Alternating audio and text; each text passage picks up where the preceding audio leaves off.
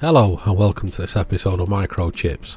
In this episode we are looking at this Communicators NI-440-DX CB radio with an unknown fault. I'm not even sure whether it is faulty, but we're soon going to find out. I wanted to see what we could do with this radio. So anyway, well, let's get started.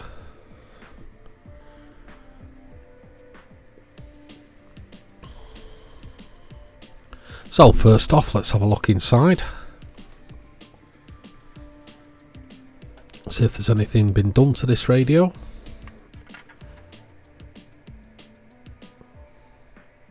All in all, looks quite clean, looks quite untouched.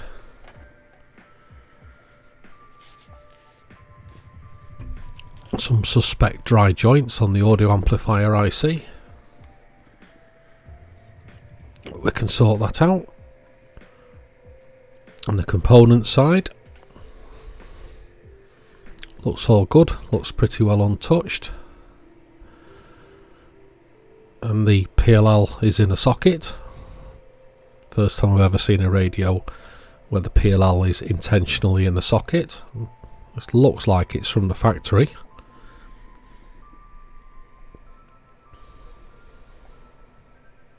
But anyway, if it works, it's not a problem.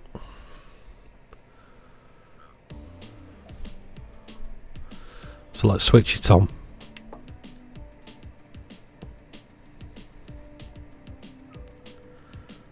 And immediately we don't seem to have any sound.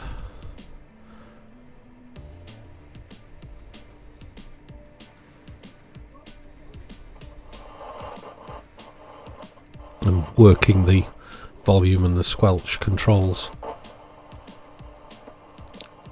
our sound has started to appear. So it looks like we've just got dirty controls. That should be a nice, easy fix.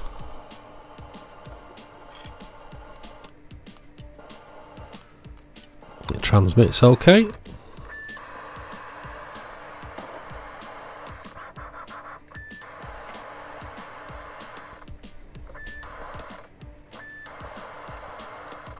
Don't you just love that relay?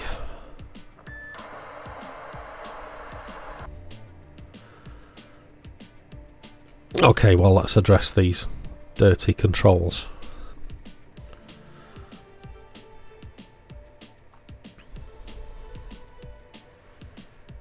So what I've done is I've unscrewed the retaining nuts. This should give us cleaner access to the volume controls and the other controls. Because what I'm hoping is that there's a small gap on the top, which there is, which we should be able to put our switch cleaner in.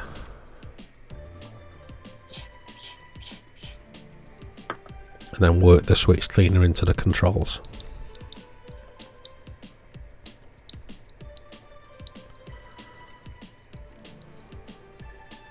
Some of the controls you can actually get the switch cleaner directly in where the solder contacts are, but these aren't this type. So they've all been squirted up and reinserted in the radio, and they all seem to be working beautifully.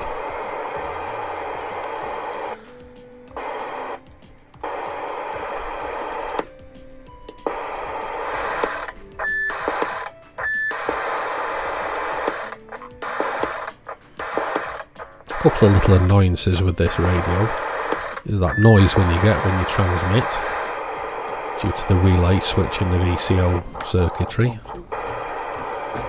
And also if you switch the bleep off, the tone disappears but the delay stays. And I believe there is a modification you can do to that. Just shorten the capacitor out, I believe. Right, let's do some frequency tests. And it is actually bang on frequency. Or as close to.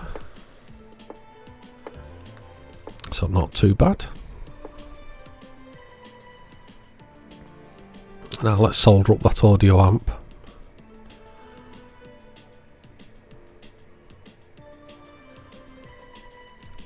just in case that was a problem, or we're going to stop it being a problem.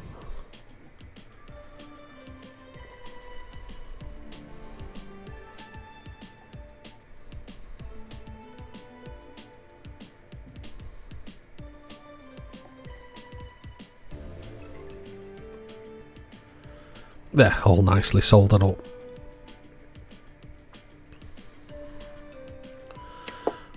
So somebody mentioned, I wonder if you could fit mid-band to this radio. Well, seeing there's a socket on the PLL chip, it'd be rude not to try. So we'll plug one of my pick base boards in and let's have a look.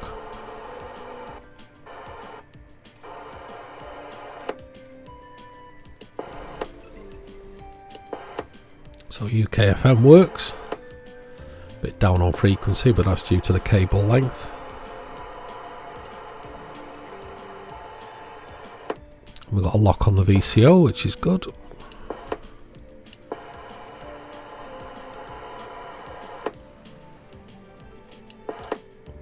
Getting some strange readings, but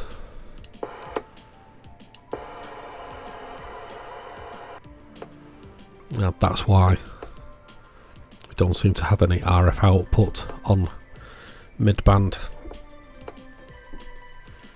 Okay, let's see if we can do something about that.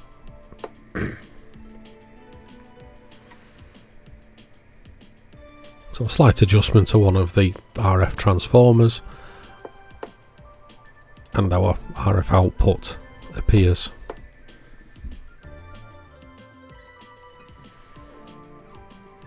A little bit of adjustment and we have a healthy power output.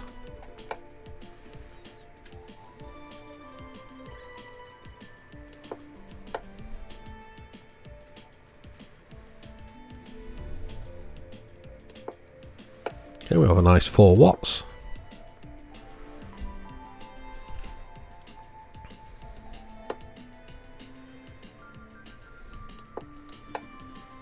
It's quite steady across the band as well. So let's try the frequency again. So there's 26965. Unfortunately, something goes strange when we go up to channel 40.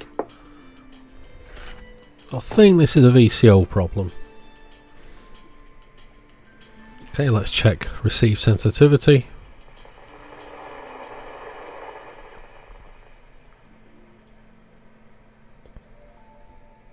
It seems to be good. With minus 70 dB, that should give us, that should be just over a plus S9.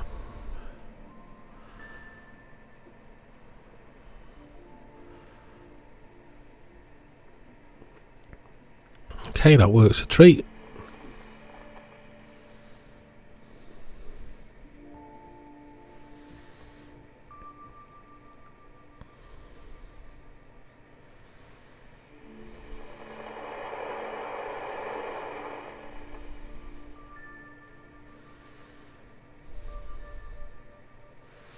Needle's a little bit generous, but we won't bother changing it.